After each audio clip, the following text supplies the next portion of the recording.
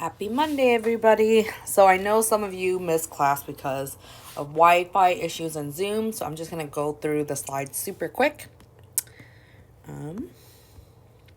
So our learning target for Monday and Tuesday is how do living things respond to change? I can describe and apply the components of a scientific investigation. And then our biggest things that we're looking at is the scientific inquiry or method and how it's applied. Okay. Just a reminder, something that's very helpful for all of you is to link your EQ trackers. This is just a quick reminder to do that in your virtual notebooks. And then we're going to go through some of the scoring. So I looked over the quizzes, and for the most part, they were all pretty good at starting, the ideas of the CERs. But the biggest thing is that a lot of you gave good information. You just didn't do it in the format that we should be doing, and that's probably because maybe you just needed a little bit more clarification. Totally fine. Remember, last week's quiz was just an example quiz. It wasn't actually like a real full-blown quiz. So go back and look at the feedback from that. So here is an example of a level 4 revised paragraph. From your EQ trackers, at the bottom of it, you guys write a CER that answers the big overall question for the lessons. But what I'm not seeing translate is that you guys don't actually use that in your quiz. You can actually just copy and paste it directly on. So here's an example of a level 4, and you can see here the reason why this is counted as a level 4 is it gives two good examples that are clear and original to the author, and it directly connects each piece of evidence to the concept it represents.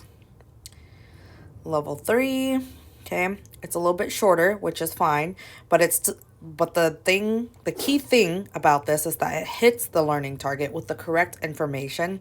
But the reason why it's a level 3 and not a level 4 is because it's missing an example that gives more detail on each of the characteristics of Grocer. Here's another example of a level 3. So this one hits the learning target again with correct information. It has an example, but it doesn't explain the characteristics or add anything new to the descriptions from the claim. Level 5. So you can see from here that it is a very, very detailed paragraph. It's very specific. It has a claim. Okay, it has examples. And, go back. I thought I had put the reasons why. Okay, let me go back to that. So this one is a level 5 because it has a very clear claim. It has multiple examples, at least 2 examples or more. And it also describes the specific characteristics of Grocer that proves that this organism is a living organism into greater detail. Grading policies, just in case you need to remember. And then to improve any score for any EQs, you can open up a Google form, okay? And then from there, you can focus on revising your paragraphs. There should be at the end of your quiz or on your quiz for the questions, I give feedback of what the score is and why you got that score.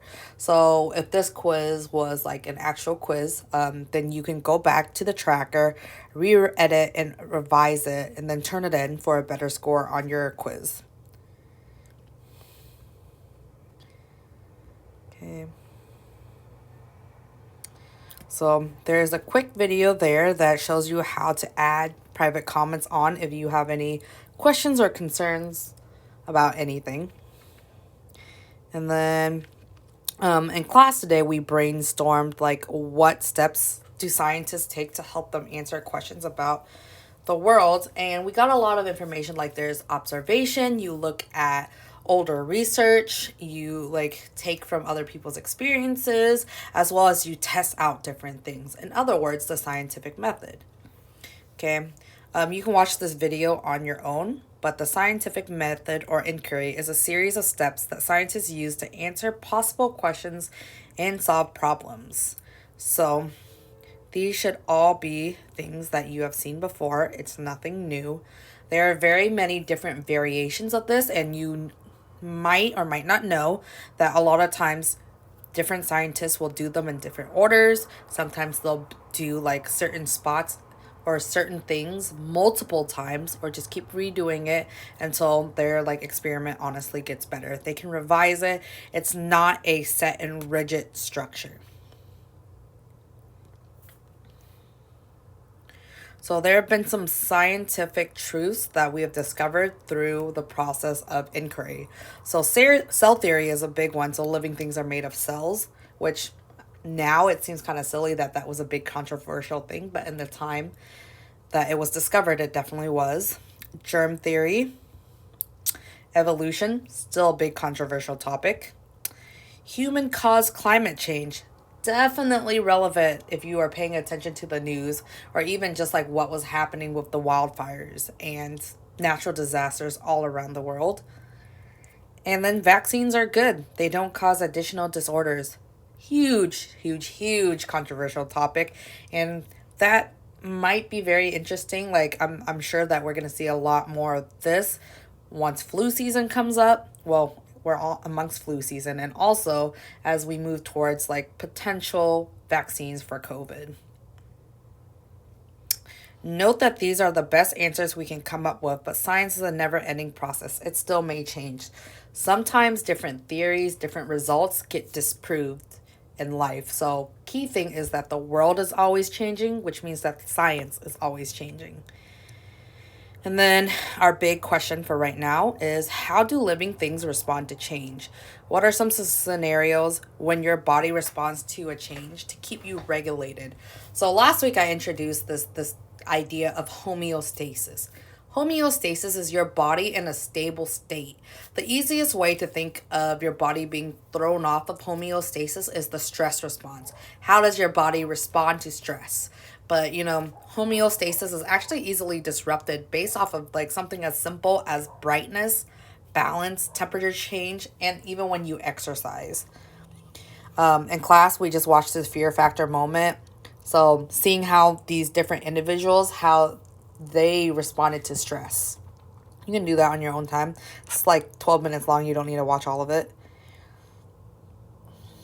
So with the scientific process, you need to have very specific variables.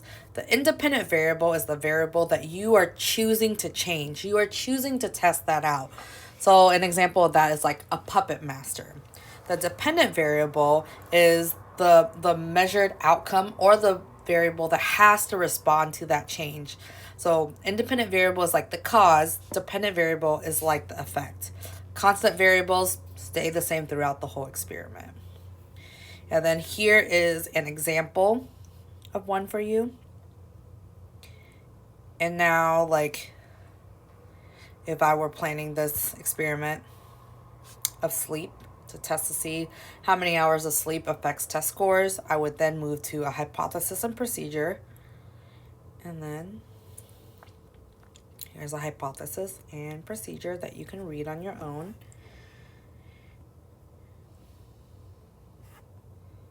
Okay, another example of IVDV. And then your assignment for today, okay? So your assignment for today is to choose a lab question that you want to test. Look through suggested materials for your question. Come up with a plan to test what variables, hypotheses, materials, procedure. Here is a basic procedure for this lab. Here are some ideas. So you can look at temperature change in your body and how that affects it.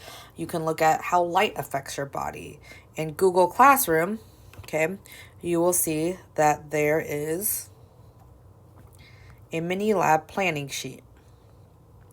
This is where you will be filling it out based off of what you want to test.